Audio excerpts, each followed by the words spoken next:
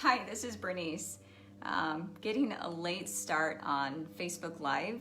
Had a series of tech and natural stuff going on, having some Wi-Fi issues here. And then as I was starting to record earlier, the gardeners started, so you might even hear them through my window right now. So I hope I'm talking loud enough that I can drown out the gardening lawnmower and everything. But if you're here today, again, apologies for starting late. I wanted to start this right at noon and had some technical difficulties, and then, like I said, some other noises I couldn't control. So if you're here right now, I appreciate you watching.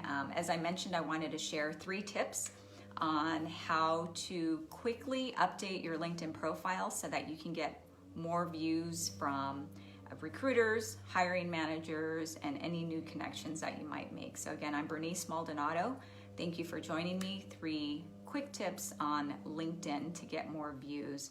And again, if you have any questions during this session, feel free to drop them in there. I will respond to you. I know there's always a lot of questions about LinkedIn. I'm going to focus on 3 key ones, very important ones, and I'll tell you why they're super important. But first of all, before I get started, I want to remind everyone, number one, that LinkedIn is not a resume. So, however, it can be a stepping stone to start your LinkedIn profile, but don't use your LinkedIn as, don't just copy your resume into your LinkedIn profile. There's a lot of things that you can really utilize LinkedIn for, but if you if you want to have a quick setup or want to quickly set up your LinkedIn profile, using your resume is a good start. But I advise you that ultimately your LinkedIn should not be the exact copy of your resume. Okay, so that's number one. Number 2 is make sure that anytime you're working to update your LinkedIn account, that you are looking at it from a future kind of focus. So in other words, you are creating your LinkedIn profile to get you to your next career target, your next opportunity. So it shouldn't be, it obviously is giving an overview of, your past experience, but it should all be tied to and giving the person looking at your LinkedIn profile an idea of where you want to get to next, or what is your next career target. So that's how you should be looking at it. So just some quick things I wanted to open it up with. So again, this is Bernice Maldonado, 3 quick tips, LinkedIn tips on how to get more views. So let's go into why this is super important really quickly. 94% of recruiters are using LinkedIn to find their future talent or future candidates, and 84% of organizations are now using social recruiting to find candidates. So in other words, they are slowly shifting away from using job boards and posting jobs on job boards. Instead, they're using different social media channels, specifically LinkedIn, to find their next candidates. And why is that? It's because LinkedIn allows and should be used to tell your career story and tell more about yourself, tell more about your story. This will give recruiters an insight as to who you are as a person. They're not just hiring you. Of course they're hiring you for your talents and your skills, but they also want to know anything else about you, your interests, your background, why you're at your current company, etc. So really use LinkedIn to tell your career story and talk about what makes you unique. So tip number 1 is use the headline section to help yourself stand out and get more views. So your headline section is the area below your picture and below your name. So that's where you'll see common leads. Looks like it usually is 1 or 2 lines. And a lot of times what I see people do is just insert their job title as their headline. I actually advise people, especially if you're looking for a new opportunity or looking for a new job, is to utilize that section to tell your brand, your career brand, what your target, what your next target career is. So an example of that is, instead of just putting, senior project manager as your headline, I advise people to use the 120 character limit that's in there. So I forgot to mention that. So there is a 120 character limit in there. I advise people to use as much of those 120 characters as possible. So one example again would be, instead of saying something like senior project manager, which is just a job title is not your brand. It's not your personal brand. You need to really include what makes you unique, what makes you stand out. So an example of improving or updating that senior project manager headline would be something like PMP certified project manager known for successfully leading multi-million-dollar projects in developing countries. So as you can see, it's using up, it sounds like a long sentence, but it's giving all of those keywords that a recruiter or a hiring manager might be looking for. So again, PMP certified project manager, known for successfully leading multi-million-dollar projects in developing countries. So as you can see there's a lot of keywords, PMP certified. So if there's a recruiter or a hiring manager out there looking for PMP certified project manager, you have it right there in your headline. If they want someone who is, experienced with international projects, you have it right there in your headline. So again, just using the headline, using as many of the 120 characters as possible, and make sure that you're identifying what makes you unique, what's your value proposition, what, any key accomplishments that you really want to highlight. Another quick tip is I advise people not to put in their headline, not to use things like open to new opportunities or seeking, new career, or, not using the headline to put in those kind of things, because again, you want to really highlight your value. If you're inserting something like looking for new opportunities, that's not telling anyone what you want or what you're capable of. It's just telling them that you're out of a job, or maybe you just want a new job, and it almost shows that you're just looking for any kind of job. So again, I advise people not to put in, looking for new opportunities or open to, any, whatever. I've seen people use, I think most commonly, open to new opportunities. So don't use that. So tip number one, make sure to use the headline effectively and insert as many keywords and skills as possible in there in the 120 character limit. Number two section, and number two most important, is your job title. So there's the experience section, right, where you can insert your job title. So yes, I would definitely recommend you put your current job title. However, I would also encourage people in parentheses to add any important or key things that maybe your job title is not really letting people know what you actually did. A lot of people have a job title, but they're doing a lot more than that job title says.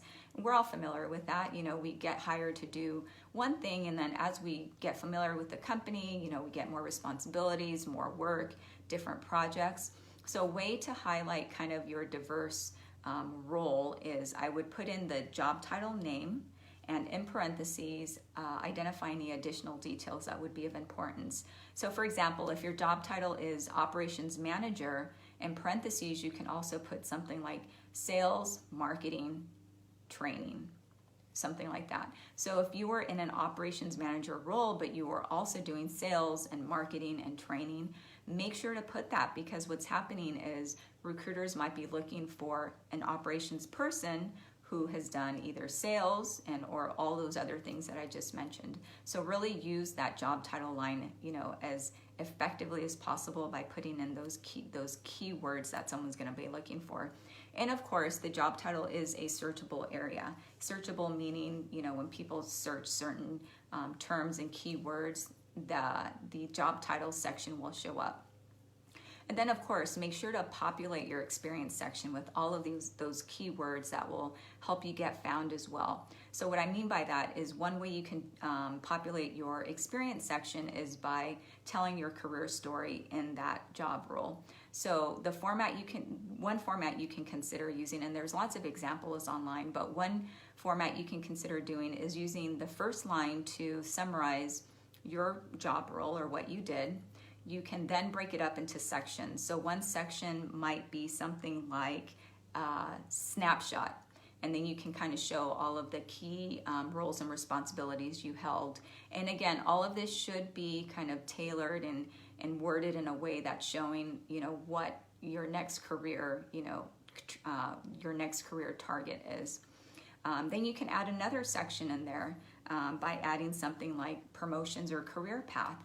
And that's where you can add, any promotions or job changes or, or title changes that you had. So again, this is really good for people who have been at a company for a long time and they really want to make sure they highlight the different promotions or different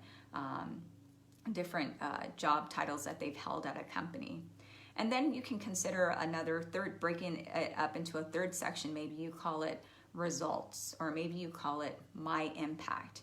And this is where you would highlight maybe 3 or 4 key results that you delivered.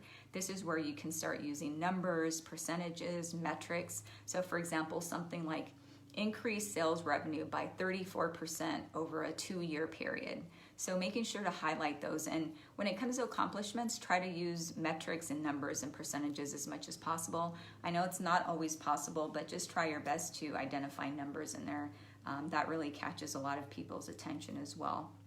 So again, number 1, making sure to use your headline effectively. Number 2 is using that job title and experience section and making sure to drop in all the keywords in there. And number 3 is now we're looking at your skills section. So the skills section is one of the most underutilized sections, at least that when I review people's LinkedIn profiles, it's one of those sections that is the most underutilized. And what I mean by that, or overlooked. People either don't update their skills over time. They kind of, maybe they created a LinkedIn profile early on and they put in just a couple of skills and they never looked back.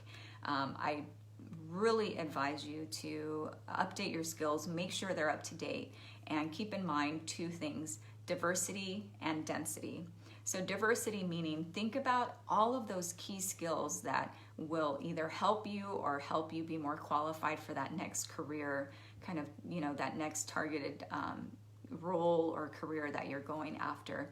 Make sure to populate as many different skills. We all have tons of different skills. Make sure to highlight those that will help you get in moving into that next step, that next promotion, that next career. There are 50 skills that you can use in there or that you can populate in there.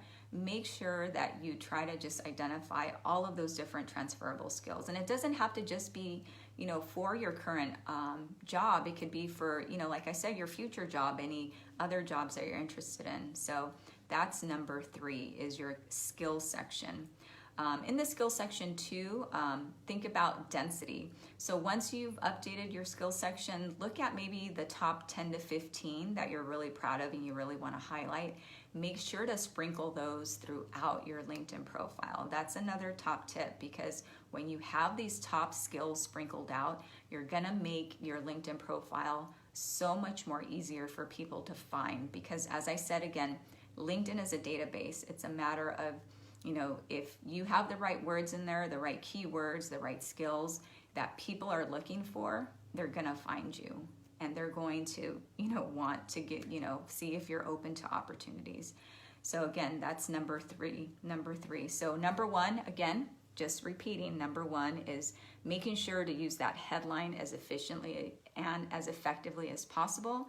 Number 2, it is using that job title and experience section. Number 3, it's the skills section. Those are the top 3 areas I highly recommend to go in there and make sure it's updated, make sure it's reflecting your talents, your skills, because those are the top 3 areas that recruiters, hiring managers are using in their keyword search. They're the keyword searchable areas, but they're also the areas that they're really searching for to find their next candidates, their next employees, etc.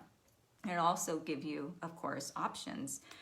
Like I said, I started seeing this once I started updating my profile, and it was, it was so eye-opening to see how helpful it was.